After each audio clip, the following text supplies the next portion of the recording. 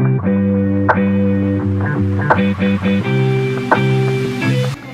আমি তোমাদের সামনে উপস্থাপন করব 26শে নভেম্বর সংবিধান দিবসে একটি সমাজ সাধারণ বক্তব্য।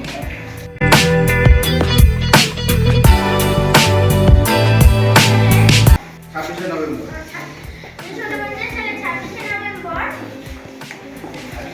আজকের দিনটিতে ডক্টর বি.আর.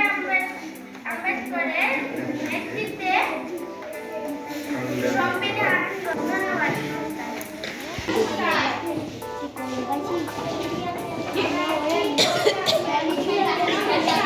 আমরা একটি কবিতা আবৃত্তি করব। নাম বর্ষাকালের নাম আগমনী, লিখেছেন প্রেমেন্দ্র মিত্র। বর্ষা পরে যাবো যাবো শীতে কোনো দূর, এরই মধ্যে মিঠে কিন্তু হয়েছে রোদ্দুর। মেঘগুলো সব দূর আকাশে, পারছে না ঠিক বুঝতে ঝরবে নাকি যাবে উড়ে অন্য কোথাও খুঁজতে।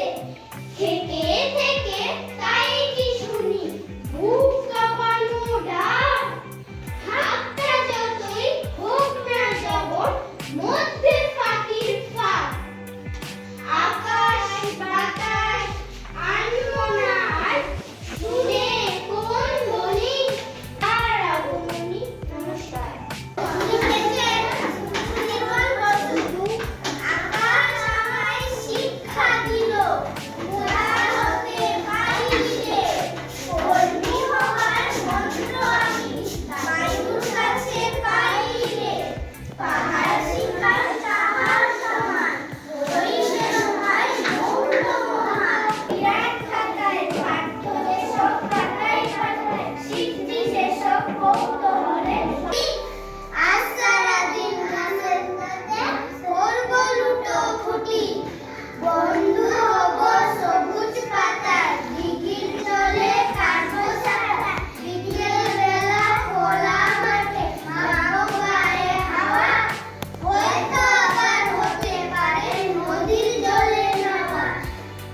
সারাদিন পাখির খোঁজে ঘুরবো বনে বনে, কোয়েল শালিক ময়না টিয়া হব মনে মনে।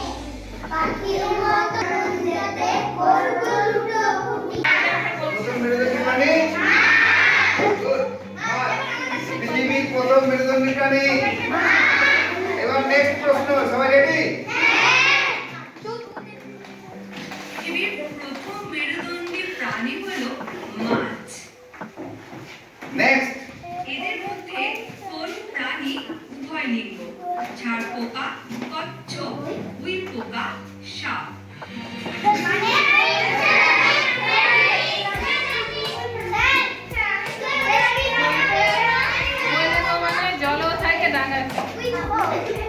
উই পোকা দেখে নিন, বলেছে পোকা, বলেছে উই পোকা। 1949 সালের 26শে নভেম্বর দিলাম। এবার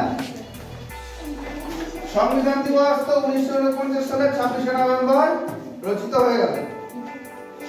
কার নেতৃত্বে রচিত হয়? তোকে বলছি, হাতের উপর লিখো। কার নেতৃত্বে রচিত হয়? Doctor B R. আম্বেদকর। গুড। সংবিধান হয়নি। 1949 সালে 26শে নভেম্বর আজকের দিনটাতে ডক্টর রচিত হয় এবং সেটাকে